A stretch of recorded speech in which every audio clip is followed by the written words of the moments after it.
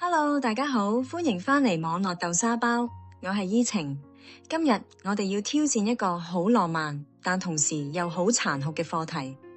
你睇下呢張圖入面呢組數字，一個人一生大概會遇到2920萬人。呢個數字係點計出嚟嘅？科學家假設我哋每日平均會見到或者擦過1000個陌生人。如果你活到80歲，扣除細個同老咗唔出街嘅時間，你生命中出現過嘅面孔就係2920萬。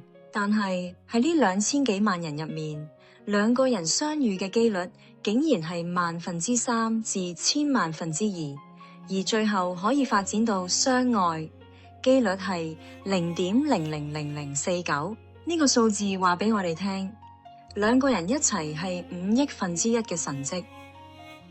0.000049呢個數字係咩概念？即係你連續去買10次六合彩都唔中，但係偏偏行街會俾個花盆砸中頭嘅機率仲高過你揾到真愛。所以如果你而家身邊有個伴侶，而佢又未同你分手，咁你真係要返去還神啦。以下落嚟，我想分享下幾個真人真事嘅故仔，證明咗愛呢樣嘢係幾咁奇妙嘅。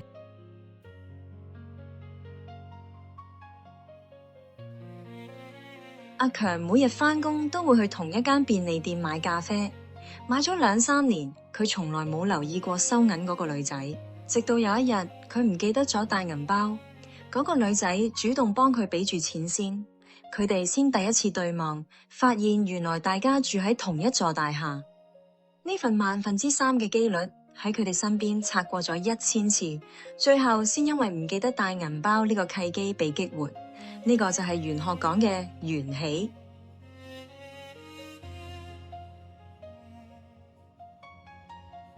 點解喺咁多人入面，你偏偏會對嗰個人有感覺？喺心理學，我哋成日講依附類型。我識得一個觀眾，佢係典型嘅焦慮型依附，佢每一段感情都好驚對方會消失，成日要 check 住對方電話。佢最近一段關係，男朋友係一個好冷淡嘅人。喺心理學睇，佢係揾緊一個避風港，但喺玄學角度，呢份磁場吸引力其實係業力糾纏。我同佢分析，可能前世佢係一個拋棄咗人嘅人，今世佢係返嚟體驗嗰份被拋棄感。當佢明白咗呢個係一個前世補考之後，佢開始學識放低執着，佢唔再問點解佢唔愛我，而係問點解我要咁執着去求愛。當佢轉念嗰一刻，佢嘅磁場變咗，反而吸引到一個真正愛佢嘅人出現。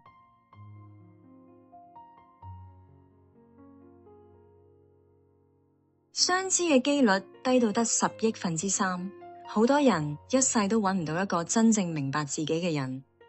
喺玄學入面，呢種相知往往涉及八字合分入面嘅喜用神互補。例如你命入面缺水，而對方剛好水旺，你見到佢就會覺得好舒服。呢種生理同心理上嘅共振，就係將嗰個10億分之3嘅機率化為現實嘅關鍵。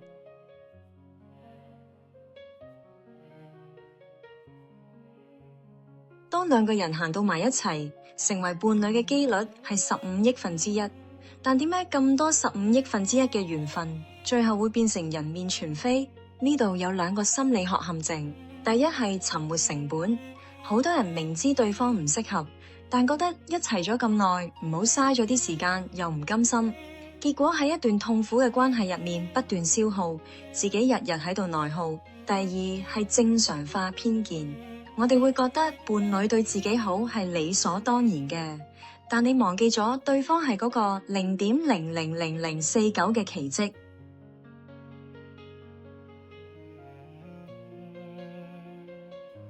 有一對夫婦結婚30年，差唔多日日嘈交，老婆每日煲老火湯，老公日日都嫌淡，又多怨言。直到有一日，老婆病咗，煲唔到，老公飲住外賣湯，先發現原來老婆嗰啖湯係用咗30年嘅心機。佢哋一直受正常化偏見影響，覺得份緣分係應份㗎。喺玄學角度，佢哋係恩怨債，有恩亦有怨。我哋成日講還債緣，如果你發覺你男朋友成日唔記得你生日，仲要你倒貼埋餐飯，呢啲唔係叫業力糾纏，呢個叫遇人不淑。唔好乜都賴落因果度。八字合婚入面，如果你係火旺，佢係水旺，你哋一齊係水火既濟，聽落好高級。但現實係咩？現實係你火爆嗰陣，佢用水淋熄你，最後變咗成屋煙味。所以，與其追求15億分之一嘅完美結合，不如揾個同你一齊發癲都唔會覺得尷尬嘅人啦。珍惜嗰份0.000049，因為要揾到一個肯陪你一齊食榴蓮、玩枕頭大戰嘅人，真係難過中6合彩㗎。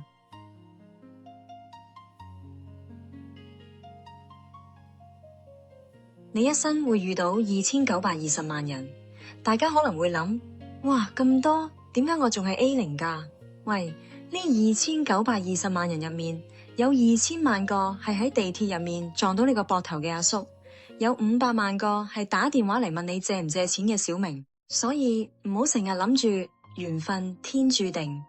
如果你日日只喺屋企打機食杯麵，你唯一會遇到嘅5億分之一，可能就係嗰個送外賣俾你嘅阿強。記住，前世回眸500次，先換到今生擦肩而過。如果你前世係低頭族，只係識睇手機，咁你今世可能只係換到同個叉電器擦肩而過咋。綜上所述，相愛真係一件需要極大緣分嘅事，遇見嘅都係天意，擁有嘅都係幸運。我哋唔需要去執着前世欠咗邊個，或者未來會點。我哋只需要記住，你身邊嗰個人係你喺2900幾萬人入面，經過無數次擦身而過，最後先捉住嘅5億分之一，好好珍惜對方。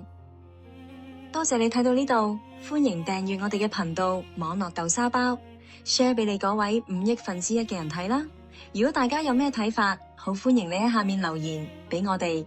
下一集再見，拜拜。